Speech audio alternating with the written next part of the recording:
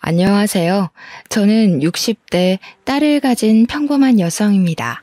젊은 나이에 남편을 잃고 혼자 딸 하나만 보고 살아왔습니다.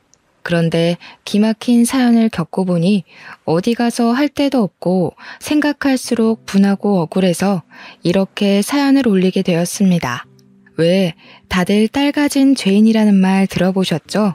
제가 딱 그 심정이었습니다. 금지 오겹으로 우리 딸 예쁘게 키웠습니다. 남편이 없으니 어디 가서 홀대받지는 않을까 더 신경 써서 키웠다고 생각하고 좋은 것, 좋은 옷, 그리고 공부도 곧잘해서 대학까지 보내니 정말 세상 남부러울 게 없었습니다. 그런데 딱 하나 모자란 게 있었으니 우리 딸이 시댁복이 없었나 봐요. 결혼 생활 3년 동안 아이가 안 생기니 시댁에서 아이를 쥐잡듯이 잡아댔거든요. 처음 딸이 사랑하는 사람이라고 사위를 데리고 왔을 때 그래 너만 좋으면 엄마도 좋다 하고 했습니다. 다른 거 볼 게 뭐 있었겠어요. 그냥 우리 딸이 데려온 사람이니 잘 골랐겠지 하고 믿었습니다. 처음 사위를 보는데 생긴 것도 반반하고 성격도 서글서글하면서 어머니 하는데 참 마음에 든다 싶었어요. 싹싹하고 성실하고 더 볼 게 없었죠. 사위에게 물어보니 그 집도 어릴 때 아버지가 돌아가셔서 홀어머니 밑에서 자란 터라 서로 잘 맞겠지 싶기도 했어요. 저희도 남편이 일찍 죽고 혼자 키운 딸이라 사돈이랑도 그런 공감대가 있겠다 싶었어요. 시집살이 덜할 수도 있겠다 싶었거든요. 둘이 잘 만나다가 딸이 사위랑 결혼을 하고 싶다고 말을 했습니다. 사위 얼굴도 모르는 것도 아니고 성격 좋은 것도 알았겠다 싶어서 너희들이 결혼하고 싶으면 해라 하면서 흔쾌히 결혼을 허락했습니다. 결혼 준비는 본인들이 알아서 한다면서 저는 신경 쓰지 말라고 하는 겁니다. 그냥 상견례 준비되면 와서 밥 먹고 사돈끼리 얼굴 한번 보면 된다고 말입니다. 본인들이 알아서들 착착 준비하는데 얼마나 기특하던지 저는 알았다고 했습니다. 딸과 사위는 작은 한정집 집에서 상견례를 준비했습니다. 아담한 한옥이 운치 있고 참 좋더라고요. 기분 좋게 안으로 들어가서 앉았습니다. 사돈이 되실 분은 아직 오시지 않았더라고요. 잠시 후 식당의 창호지 문을 열고 들어오는 사돈의 분위기가 참 범상치가 않았습니다. 젤을 발라 번들거리는 머리를 쫙 틀어올리고 옷은 개량 한복을 입고 있었어요. 꼭 만신이셨던 저희 할머니 느낌이 드는 겁니다. 그쪽 일을 하시나 속으로 생각을 했어요. 사위한테는 한 번도 그런 이야기를 들어본 적도 없었던 저는 적지 않게 당황을 했습니다. 사위에게 어머니는 작은 가게를 운영한다고 들었거든요. 간혹 다른 일을 하면서도 신내림을 받는 사람도 있다고 알고 있기에 그런가 보다 생각했습니다. 저는 일어나서 예비 사돈께 깍듯이 인사를 했습니다. 말을 붙여보니 전혀 그쪽으로 일을 하시는 분이 아니시더라고요. 작은 가게를 최근에 접고 그냥 친구들과 여행을 즐기신다고 하더라고요. 운치 좋은 곳에 가서 맛있는 것도 먹고 이야기도 하고 한다는 겁니다. 그냥 취향의 한복을 입으시나 했습니다. 그런데 사람을 보면 첫 느낌이란 게 있잖아요. 그 느낌을 지울 수가 없는 겁니다. 뭔가 뒤에 있는 것 같은 찝찝함이 들었습니다. 저도 조금이나마 만신의 피가 섞여서인지 간혹 그런 감을 느끼곤 했습니다. 왜 사람 촉 좋은 사람들이 있다고 하지 않습니까? 바로 그게 저거든요. 그래서 계속 이렇게 안 좋은 느낌으로 의심하는 것보다야 확실하게 물어보는 게 좋겠다 싶어 사위를 불러 물어보았습니다. 모르는 것보다야 아는 게 좋다고 생각했었고 혹시라도 그쪽 일을 하신다면 제가 주의할 점이 있을 것 같았거든요. 그래도 사돈 어른인데 무슨 일을 하는지는 정확하게 알고 넘어가면 좋겠다 싶었어요. 저는 넌지시 어머님이 만신 일을 하느냐 하고 물어보니 사위는 제 말을 듣더니 절대 아니라고 벌쩍 뛰더라고요. 자신은 점 같은 거 믿지도 않을 뿐더러 좋아하지도 않고 어머님도 그쪽하고 아무 관련이 없다는 겁니다. 그쪽으로 일을 하신다고 해도 상관없다고 했죠. 저희 집도 윗대 할머니께서 만신을 하신 터라서 그냥 물어봤다고 했어요. 그래도 질겁하기에 저는 사위의 손을 잡고 걱정하지 말라고 다독였습니다. 하지만 감이 이상할 때 좀 더 알아볼 걸 그랬습니다. 그래도 살아온 세월로 느끼는 감이란 게 있는 건데 왜 그렇게 대충 물어보고 놓쳐버렸는지 나중에 후회하게 될 줄 누가 알았겠어요. 딸은 사위와 무사히 결혼도 하고 작은 아파트를 얻어 둘이 오손도손 정말 잘 지냈습니다. 사위도 지극정성으로 딸을 챙겨주는 모습에 결혼 잘 시켰지. 그래 둘이 죽고 못 사는데 사랑하는 사람이랑 시켜야지 하고 안심하고 지냈습니다. 그런데 그렇게 잘 지내던 딸 부부에게 문제가 생긴 건 딸이 결혼한 지 3년 차에 일어났습니다. 결혼한 지 꽤 되어도 아이가 안 들어서니 딸도 스트레스를 받는지 얼굴이 점점 안 좋아지는 겁니다. 넌지시 딸에게 피임하고 있냐고 물어봤습니다. 그냥 안 생기는지 아니면 일부러 안 갖는 건지는 알아야겠다고 생각을 했으니까요. 딸은 피임을 안 했다고 하더라고요. 그때부터 저도 걱정이 되기 시작했습니다. 피임을 안 했는데 3년 동안 아이가 안 생기니 스트레스를 많이 받겠다 싶었어요. 사위는 아이를 아주 많이 원했고 참 좋아하는 사람이라는 걸 알았으니까요. 병원에 가서 검사라도 해봐라 다독여서 보냈더니 병원에 가서 검사도 해보았지만 둘 다 정상이라는 소리만 듣고 왔답니다. 병원에서 기다리면 생길 거라고 애 가지는 게 급하면 인공수정이나 시험관을 하라고 했답니다. 딸도 그럼 인공수정부터 한다고 하더니 어느 날 갑자기 안 하겠다고 하는 겁니다. 왜 그러냐고 물어봐도 대답이 없고 얼마나 답답하던지 원래 속에 있는 이야기를 안 하는 아이라 자기 속도 속이 아닌가 보다 하고 그냥 넘기길 반복했습니다. 조금 더 물어볼 걸 입 닫고 있는 것은 속이 골마간다는 건데 그때 저는 눈치를 채지 못했습니다. 하루는 딸이 찾아왔는데 기운도 없어 보이고 저에게 할 말이 있는 것 같은데 입을 꾹 다물고 말을 안 하는 게 아니겠어요? 그날뿐만 아니라 몇 번이나 저를 찾아와서 아무 말 안 하고 가기를 반복하더라고요. 무슨 일이 있냐 하고 다시 물어봐도 역시 아무 대답을 안 하는 겁니다. 속은 속대로 타들어가는데 물어봐도 대답을 안 하고 가니 무슨 일이 있나 보다 신경이 쓰였습니다. 그러다가 제게 사돈이 저희 집으로 찾아왔습니다. 개량 한복을 곱게도 차려입고 머리를 젤을 발라 틀어올린 사돈은 대뜸 제 앞으로 붉은 종이에 금색 글씨가 쓰인 부적을 여러 장 내려놓았습니다. 사돈어른, 이것을 한 장은 이불 안에, 그리고 한 장은 천장 위에, 그리고 한 장은 현관에 붙여두시고 나머지 한 장을 자시에 촛불 켜고 정화수 떠놓고 제발 딸아이 아이를 가지게 해주십시오. 빌고 나서 촛불에 태워서 부적가루를 정화수에 띄워서 드시면 됩니다. 저는 황당해서 두 눈을 동그랗게 떴습니다. 부적을 몸에 두르고 집에 붙이는 것도 찝찝한데 빌고 태워서 먹으라니 정말 거부감이 생기더라고요. 그것도 무슨 부적인지도 모르는 걸 말이죠. 저는 정중하게 거절을 했습니다. 죄송합니다, 사돈어른. 제가 그런 걸 믿지 않아서요. 이렇게 많은 부적은 필요도 없고 제가 그런 걸 안 좋아하니 그냥 가져가시는 게 좋을 것 같습니다. 제가 그렇게 말하니 사돈의 얼굴이 금세 울그락 푸르락 달아오르더라고요. 사돈이 이렇게 무심하게 있으니까 며느라기한테 애가 안 들어서는 거 아닙니까? 제가 매일같이 신령님께 빌고 장군님께 치성을 드리면 뭐합니까? 여기서 다 제 공덕이 빠져나가는걸요. 아무 말 하지 마시고 한번 해보세요. 아이들을 위하는 일이니까요. 장군님은 뭐고 신령님은 다 뭡니까? 사위 말로는 그쪽 일은 안 하신다고 들었는데요. 그런 걸로 애를 가질 수 있었으면 조선시대 사람들은 애 못 낳는다고 쫓겨나는 사람도 없었겠네요. 그리고 저도 그쪽으로 조상님이 있어서 잘 알고 있습니다. 사람 일 공덕으로 될 일이 있고 안 될 일이 따로 있는 겁니다. 가지고 돌아가세요. 거보세요.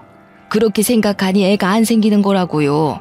아무리 내가 설명해도 속이에 경일 끼면은 알아듣질 못해서 자기 앞에 조상님이 아이를 주려고 데리고 왔다가도 돌아선다는 말입니다. 굿도 하고 산신께 사흘 밤낮을 빌어도 모자랄 판에 이렇게 초를 치시면 됩니까? 이게 얼마나 귀한 건 줄 알고 나는 말이에요. 우리 선녀님께서 기도하고 또 기도해서 지은 영험한 부적입니다. 아휴, 저는 아무튼 그런 거 안 믿어요. 이거 당장 가지고 돌아가세요. 다시는 이런 이야기 꺼내지 마세요. 그런 거 가지고 혹시 애들한테도 강요하거나 하시지 마시고요. 그냥 기다립시다. 아이들이 알아서 잘할 테니까요. 나이도 아직 젊은데 왜 그렇게 성하세요? 병원 다니면 금방 생길 겁니다. 사도는 얼굴이 시뻘개져서 부적을 집어들고 횡하니 가버리더군요. 그렇게 돌아가고 나니 깊은 한숨이 새어나왔어요. 그간 제게 딸이 말 못한 게 저것이구나 하고 그제야 생각이 들더라고요. 저는 이런 걸 안 믿으니 말도 못 꺼내고 얼마나 고민했을까 하고 말입니다. 저희 할머니가 아무리 만신이어도 저렇게 어이없는 짓은 하신 적이 없었는데 저는 더욱 의심이 들었습니다. 전화를 해볼까 몇 번이나 핸드폰을 들었다가 내려놓기를 반복했어요. 제가 말했다가 또 속만 뒤집는 거 아닌가 걱정이 되었습니다. 그렇게 며칠을 소가리를 하고 있을 때 딸이 울면서 집으로 뛰쳐왔더라고요.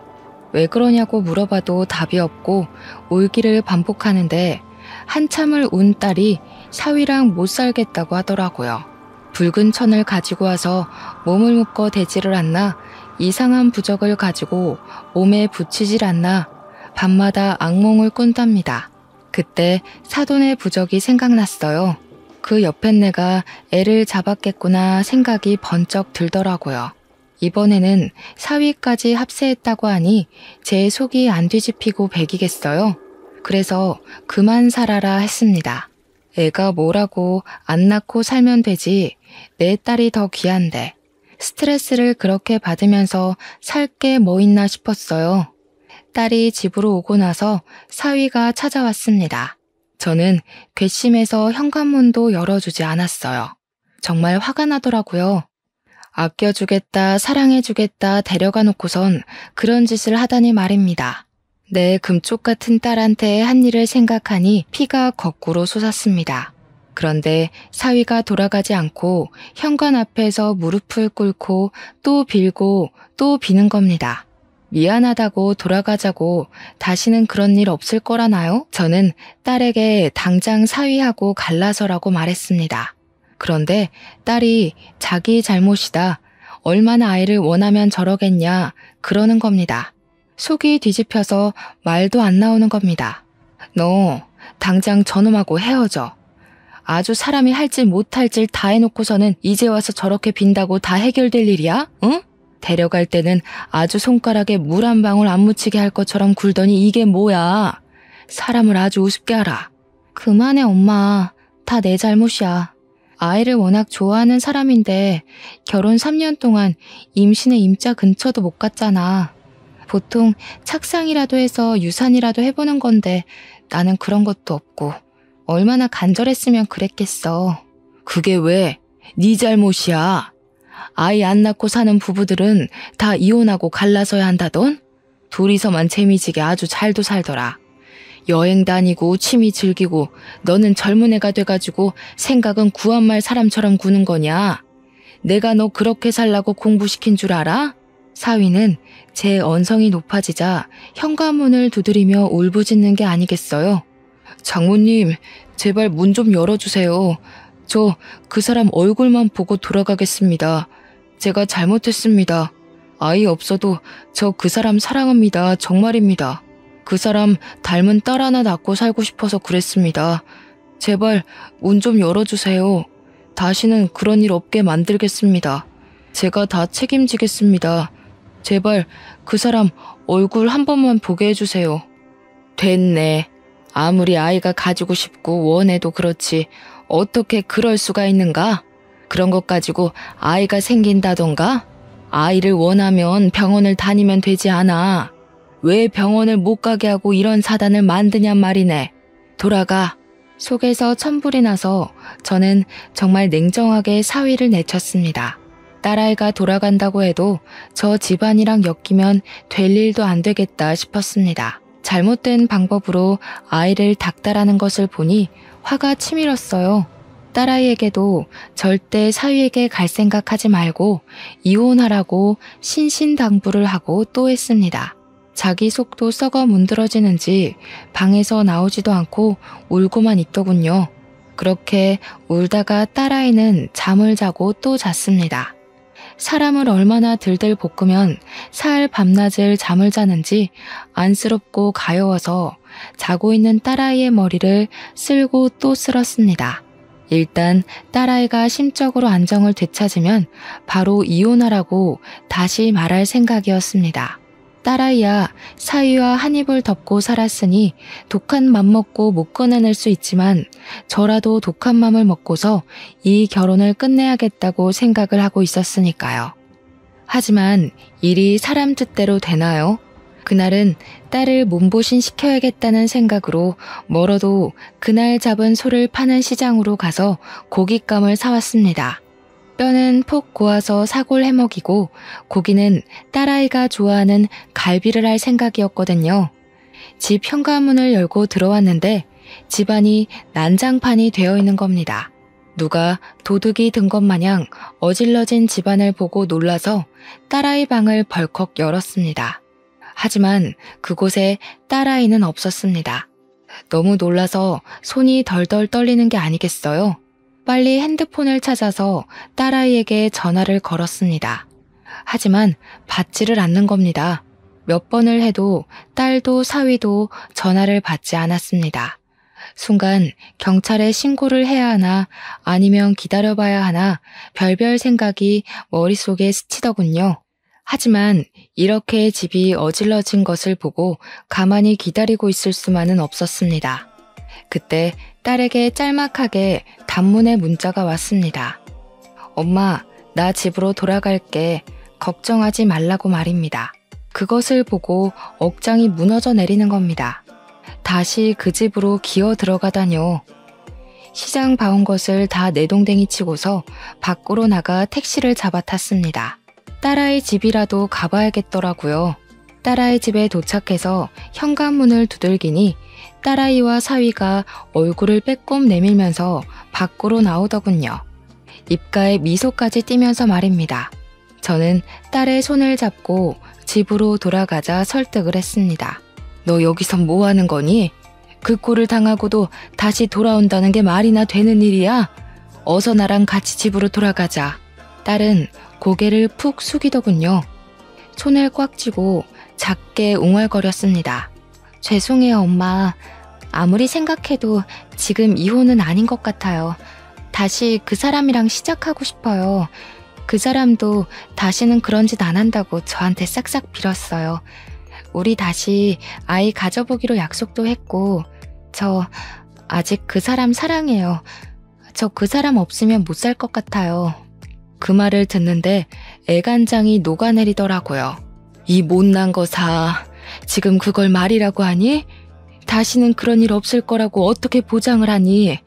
당장 돌아가자. 어서 이 집안이랑 인연을 끊어야 네가 살지.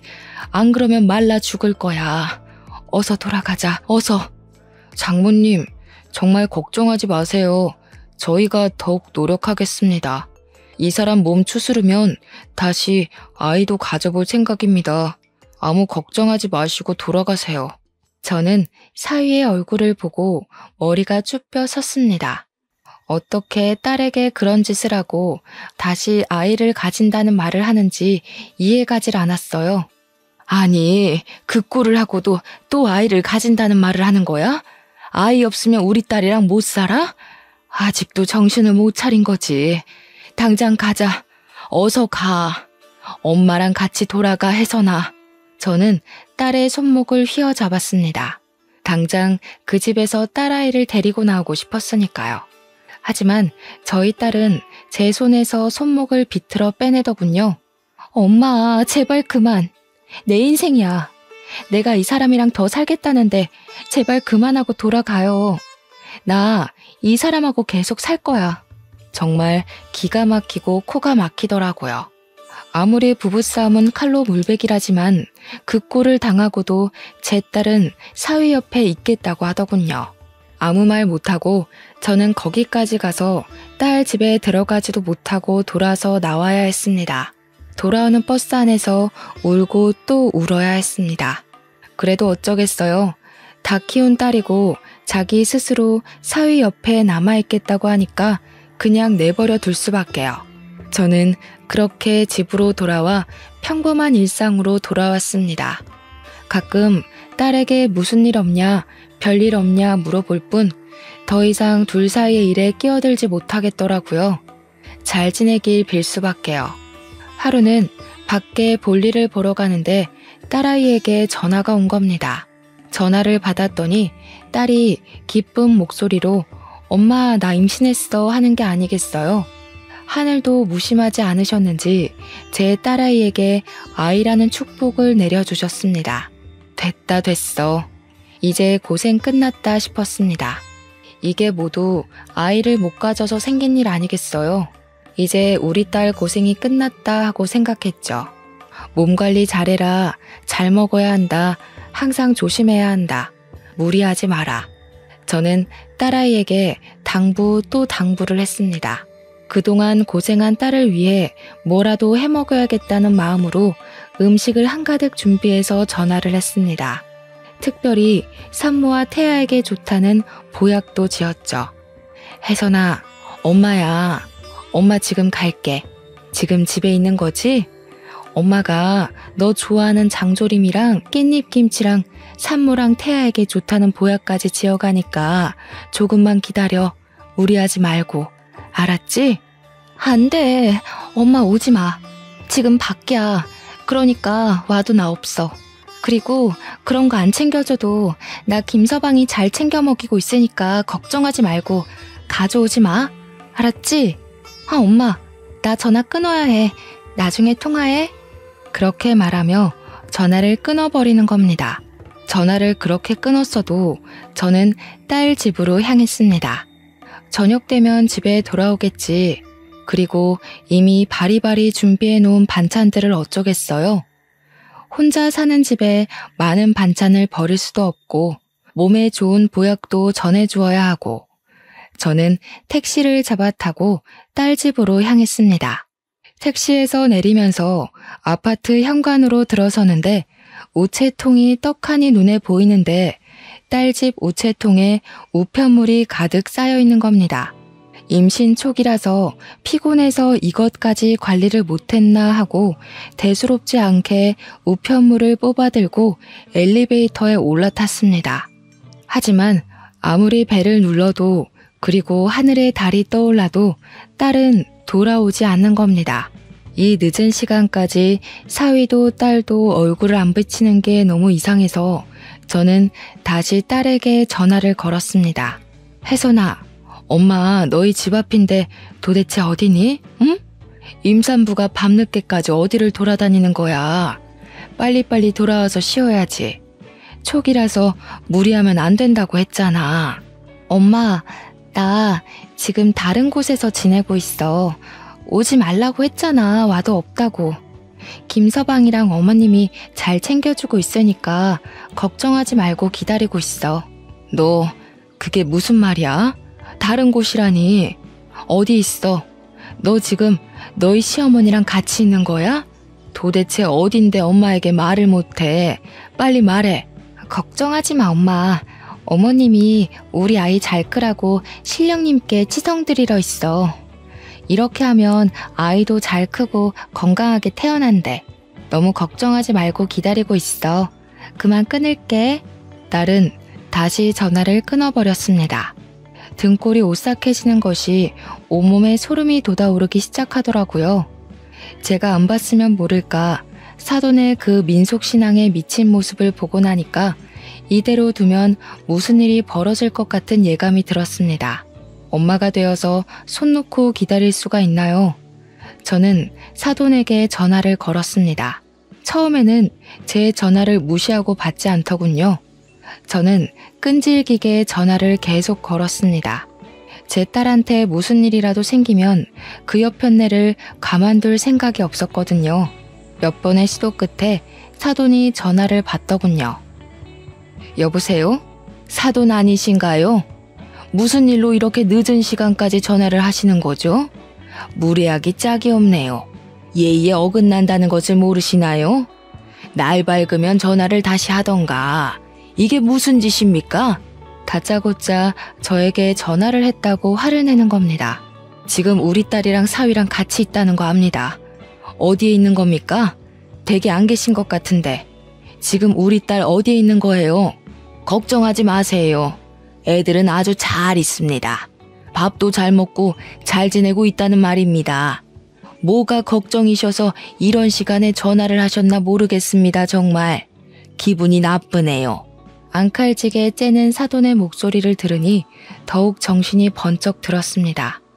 저는 전화기를 꽉 부여잡고 통화를 이어나갔습니다. 지금 어디 있나요? 제가 직접 얼굴도 보고 직접 해온 반찬도 먹여야겠네요. 임신 초기인데 조심하고 또 신경 쓸 때 아닙니까? 엄마 밥도 먹고 싶을 테고 사돈께서 한 번만 양해 좀 해주세요. 제 말을 듣고 사돈은 한참을 고민하더니 작게 읊조렸습니다. 뱃속 아이 걱정은 하지 마세요. 제가 얼마나 정성을 다 쏟고 있는지 아시면 아마 깜짝 놀라실 겁니다. 정 궁금하시면 사돈께서도 이곳에 와서 하늘째를 올리시던가요. 그럼 하늘이 감복해서 더 건강한 애를 주실 겁니다. 오실 때 5천만 원 준비해서 오시면 됩니다. 하늘에 재를 올리는데 5천만 원이면 아주 싼 가격입니다. 재라니, 저 옆편네가 또 미친 짓을 꾸미는 것을 바로 알겠더라고요. 저는 딸아이가 너무 걱정되기 시작했습니다.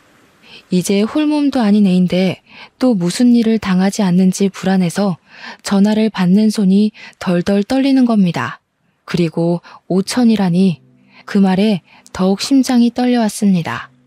혹시라도 딸아이에게 문제라도 생기는 것은 아닌지 불안해서 떨리는 마음이 진정이 안 되더라고요. 그때 바로 이혼을 시켜버리는 건데 딸 마음 추스른다고 왜 그걸 못 시켰는지 순간 혀를 깨물고 싶었습니다. 저는 긴 호흡을 하고 다시 전화를 들었습니다. 구시오? 제 형편에 5천이 어디 있겠습니까? 이 나이에 돈을 제대로 벌기를 하나 그렇다고 재산이 있기를 하나 딱 1,000만 원 있네요. 그걸로는 안 될까요? 우리 혜선이 얼굴 한 번만 보게 해주십시오, 사돈. 아유, 사돈. 5천이 있어야 하늘에 재라도 올리고 하늘에 얼굴 한번 들어보죠. 5천이나 드는 하늘 제사에 반도 안 되는 돈을 올리면 그게 지성이 됩니까? 정성이 부족하잖아요. 1,000만 원이면 4천만 원어치나 정성이 부족한데 신령님이 노하지 않겠어요? 그 돈 없으면 며느리 얼굴 볼 생각하지도 마세요. 정말 그 말을 듣는데 눈이 뒤집힐 것 같더라고요. 살다 4천만 원 정성이 부족하다는 그런 개소리를 들을 줄은 생각도 못했으니까요. 하지만 돈이 중요합니까? 내 딸이 어디 있는지 또 무슨 일을 당할지 모르는 판국에 저는 핸드폰을 들고 앞에도 없는 사돈을 향해 허리를 연신 굽혔습니다. 사돈, 제발 더 이상 제가 돈이 없어서 그래요. 1,000만 원 정성이라도 부모의 정성이니 신령님께서 받아주시지 않겠습니까? 제발 한 번만 그동안 정을 생각해서 우리 혜선이 얼굴 한 번만 보게 해주세요. 이렇게 부탁드리겠습니다, 사돈. 핸드폰 너머로 사돈 옆에 내 긴 한숨이 타고 넘어오더군요. 정말 고민이 된다는 식으로요. 그러더니 저보고 어디 산속으로 돈 들고 쭉 오면 된다고 말하고 끊어버리는 겁니다. 산이라니 말도 안 되는 상황에 심장이 덜컥 내려앉더군요. 이것들이 미쳐도 제대로 미쳤다는 것을 그때 알겠더라고요. 혹시 모르니 저는 다음날 당장 은행으로 찾아갔습니다. 그동안 모았던 적금을 해약하니 정말 딱 1,000만 원이 나오더군요. 그 돈을 5만 원짜리로 바꿔서 비닐에 싸고 또 쌓아서 가방에 꼭 담아서 품에 꼭 안았습니다. 이 돈은 어쩌면 제 딸을 살릴 돈이라고 생각을 했습니다. 일단 사돈이 시키는 대로 그 산을 찾아갔습니다. 작은 시골 마을 뒷산이지만 산세가 좀 험해 보이더군요. 이름 없는 산에 꽤 깊은 골짜기가 있는 겁니다. 산을 오르다가 저는 이대로 돈을 들고 가면 안 된다는 생각 번쩍 들었습니다. 돈만 빼앗기고 딸을 안 보여주면 큰일 나니까요. 주위를 둘러보니 큰 바위 하나가 눈에 띄더라고요. 저는 풀숲을 헤치고 그 바위 밑으로 가서 주위에 나뭇가지와 넓적한 돌을 들고 땅을 팠습니다. 깊숙하게 판 땅 속에 돈이 든 가방을 넣고 흙을 덮었습니다. 그 위에 돌을 올려서 나중에 찾기 쉽게 표시도 해두었어요. 손에는 이미 시커멓게 흙투성이 되어 있더라고요. 그걸 묻으면서도 어찌나 손발이 덜덜 떨리던지 목구멍이 바싹 말라갔습니다. 혹시라도 올라가서 딸을 그 돈과 미끼로 맞바꿀 생각이었습니다.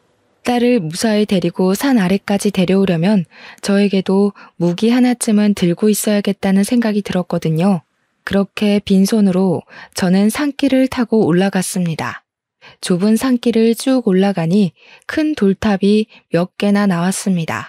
산속 돌탑에 금줄이 돌돌 말려있는 게 참 스산하게 느껴졌습니다. 돌탑을 빙 둘러가니 작은 암자가 나오더군요.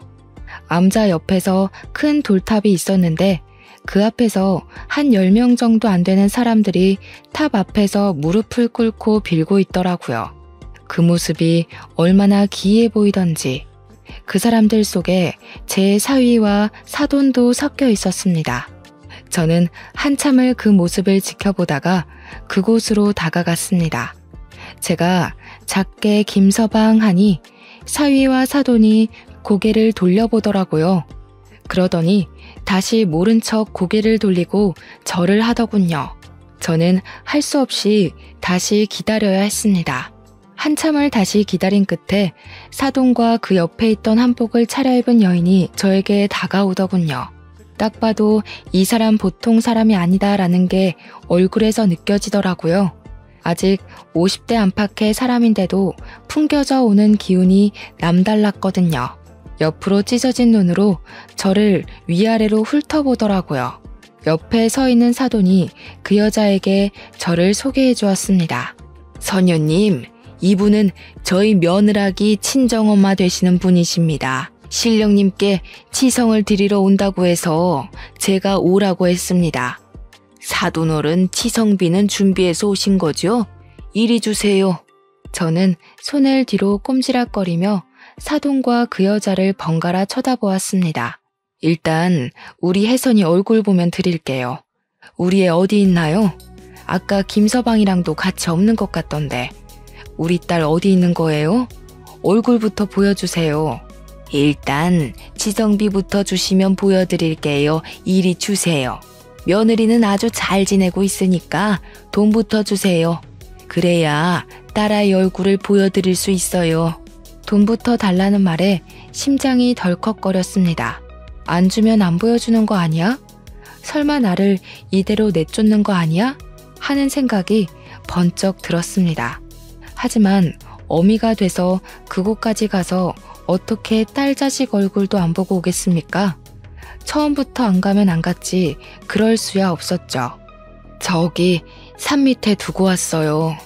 일단 애 얼굴부터 보여주시면 제가 가서 들고 올게요. 얼굴부터 보여주세요. 우리 혜선이 어디 있습니까? 제 말에 사돈의 얼굴이 시뻘겋게 달아오르더라고요. 그게 말이나 되는 소리입니까? 지성비를 두고 오다뇨. 거짓말 치는 거 다 알아요. 돌아가세요. 아무리 딸 얼굴 보고 싶어도 그렇지. 이곳이 어떤 곳인지 알고 그런 거짓말을 짓거리는 겁니까? 그동안 저희가 얼마나 정성을 들였는데 부정이라도 타면 어쩌려고요? 저는 땅을 파서 시커멓게 된 손을 내밀었습니다. 자, 보세요. 제 손 보고 그런 말 하세요. 제 딸 어디 있어요? 정말로 저 산 밑에 숨겨두고 왔다니까요. 1,000만 원이라도 받고 싶으면 내 딸 얼굴 보여달라고. 저는 그렇게 외치며 화가 나서 암자 안으로 뛰어들었습니다. 더 이상의 말싸움은 무의미해 보였습니다. 문을 벌컥 열고 들어간 암자 안은 사방에 오방색 천으로 둘러져 있었습니다. 살면서 이렇게 기괴한 곳은 처음이었어요. 예전에 텔레비전으로 본 전설의 고향이 머릿속에 떠오르더라고요. 온몸이 소름이 돋아오르는데 한쪽에서 딸이 저를 보고 엄마 하고 부르더라고요. 저는 그곳으로 달려갔습니다. 딸은 머리만 빼고 온몸이 붉은 천으로 똘똘 감겨있는 게 아니겠어요? 저는 너무 놀라서 달려가서 딸의 묶인 몸을 풀었습니다. 지금 뭐 하는 짓이에요? 그러다가 애 떨어지면 사돈이 책임질 겁니까? 지금 애 떨어지지 말라고 저희가 치성제사를 드리는 중인 게 안 보이세요? 그렇게 신생아처럼 묻고 안정을 시켜야 뱃속의 아이도 제자리를 찾아가는 겁니다. 저는 할 말을 잃어버리고 딸의 몸에 감긴 천을 풀고 일으켜 세웠습니다. 일단 이 정신 나간 곳에서 나가는 게 먼저였으니까요.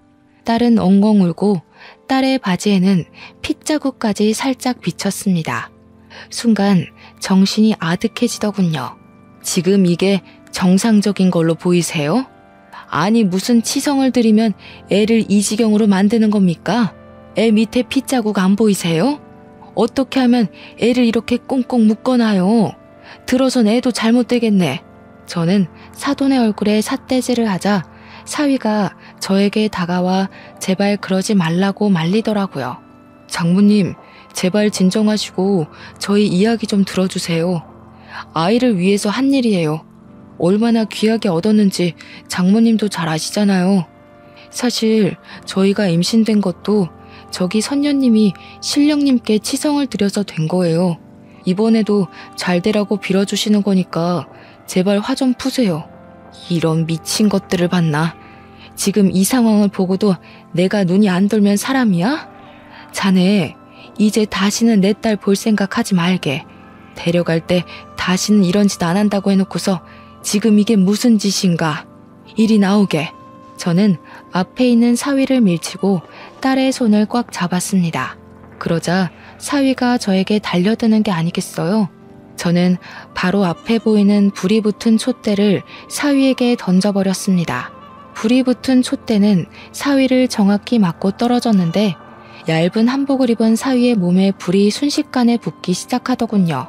얼마나 싸구려 천을 썼으면 그렇게 쉽게 붙는 건지. 사위가 대굴대굴 구르고 난리가 나니까 사돈이 아들을 눕혀놓고 불 붙은 곳을 발로 밟는 게 아니겠어요? 선녀라는 여자는 떠다 놓은 정화수를 사위에게 끼얹고 난리가 났습니다. 저는 그 난리를 틈타서 딸의 손을 꽉 잡고 그곳을 빠져나왔습니다. 밖에 있는 사람들도 불이 나자 허둥지둥 물을 뿌리기에 급급했습니다. 한참을 정신없이 그곳을 뛰어내려오는데 딸이 배를 움켜쥐고 주저앉더라고요.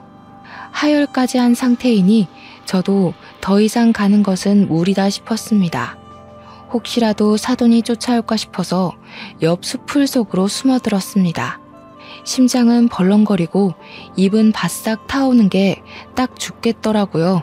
이대로는 안 되겠다 싶어서 주머니에서 전화기를 꺼내들었습니다. 경찰에 전화해서 자초지종을 말하니 알겠다고 하더군요. 잠시 후 산길에 경찰차가 도착하자 제가 손을 흔들었습니다. 경찰 2분이서 오셨더라고요. 딸이 아프다고 하니 일단 암자가 아니라 병원부터 가자고 하시더군요. 가는 내내 그곳에서 벌어진 일 그리고 현재 상황을 경찰분들께 설명을 드렸습니다. 이야기를 들어보던 경찰분들의 표정이 미묘하게 바뀌더군요. 최근 지역에서 어느 선녀에게 굿사기를 당한 사람들이 있었는데 아마 그 사람인 것 같다고요. 정확한 거주 지역을 파악 못하고 있었다고 합니다. 저는 경찰분께 자세한 인상착의와 암자로 가는 길을 알려드렸습니다. 병원으로 가서 또 얼마나 울었는지 모릅니다. 딸이 화장실 갈 때 빼고는 그 줄에 묶여 있었다고 합니다. 일주일씩이나요. 뱃속의 아이는 이미 유산한 지 2, 3일 정도 되어 보인다고 하더군요. 너무 오랫동안 그 자세로 묶여 있었고 또 피가 돌아야 하는데 꽉 묶여 있는 통에 더 이상 착상을 유지하기 힘들었을 거라더군요. 얼마나 속이 상하던지 오열하는 딸을 보고 같이 한참을 울어야 했습니다. 그리고 다음 날 경찰분이 전화가 왔습니다. 잠깐 서로 와달라고 하더군요. 가서 보니 선녀 사돈이 경찰에 잡혀왔습니다. 이미 굿사기로 선녀는 전과 5범이고 사돈 또한 사기로 전과 3범이라는 사실을 알게 되었어요. 둘이 함께 다니면서 사기를 쳤더군요. 사위는 어디 있냐고 물으니 병원에 있다는 겁니다. 사돈이 발로 낭심을 밟아대는 바람에 제거 수술을 하러 갔다고 합니다. 참 그렇게 아이를 원했으면서도 자기 아들의 대를 자기 손으로 끊어놓다니 참으로 사람 일 알다가 모르겠더군요. 전 이혼 서류를 들고 사위를 찾아갔습니다. 도저히 이대로 지켜볼 수 없으니까요. 당장이라도 이혼을 시켜야 한다고 판단했습니다. 이제는 그 집안이랑 정말 갈라서야 할 때니까요. 사위는 병원 침대에 누워있더군요. 쫙 다리를 벌리고 있는데 그렇게 사람이 못나 보일 수가 없었습니다. 병원에서 들은 이야기로는 밟힌 날 바로 병원으로 내원했다면 바로 보건수술을 할 수 있었는데 이 미친 사람들이 아들을 눕히고 다시 치성기도를 올렸다는 겁니다. 그것 때문에 골든타임을 놓치고 결국은 제거를 했다고 합니다.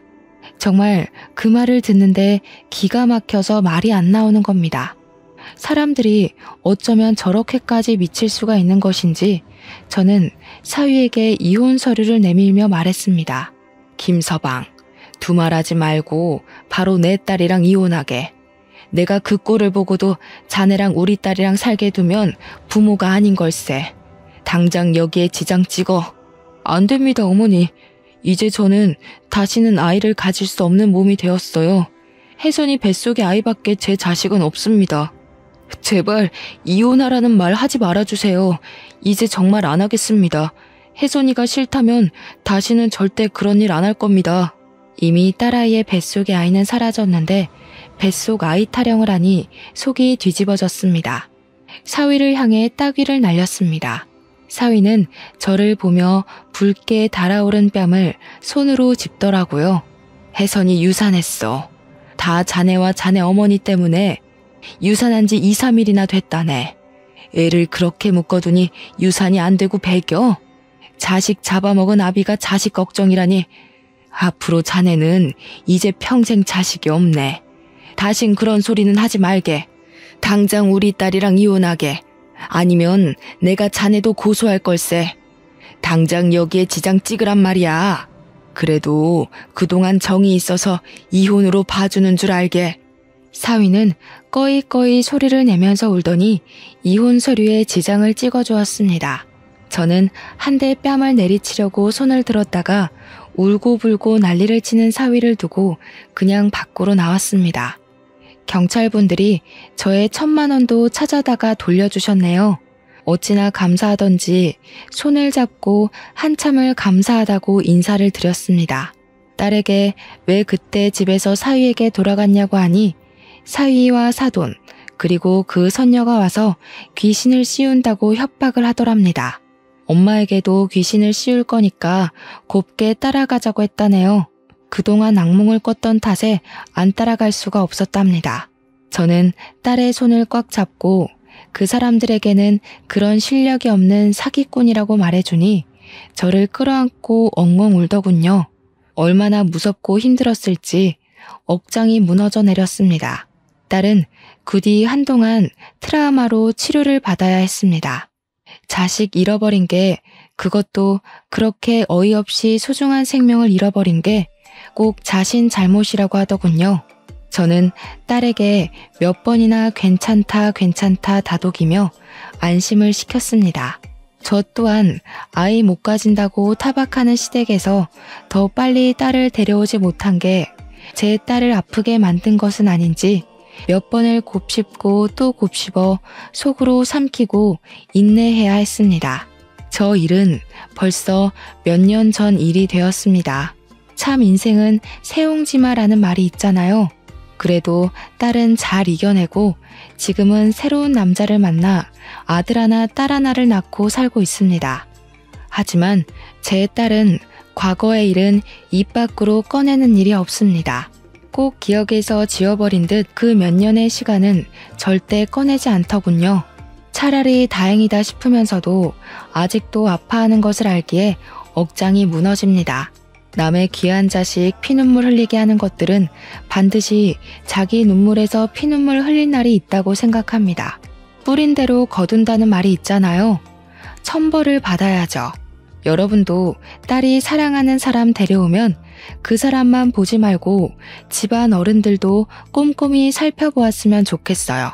의심스러운 건 물어보고 확인하고 그래야 한다는 걸 마음 깊이 깨닫고 다시는 저 같은 실수 안 하셨으면 하는 마음에 이렇게 사연을 올립니다. 들어주신 여러분 정말로 감사합니다.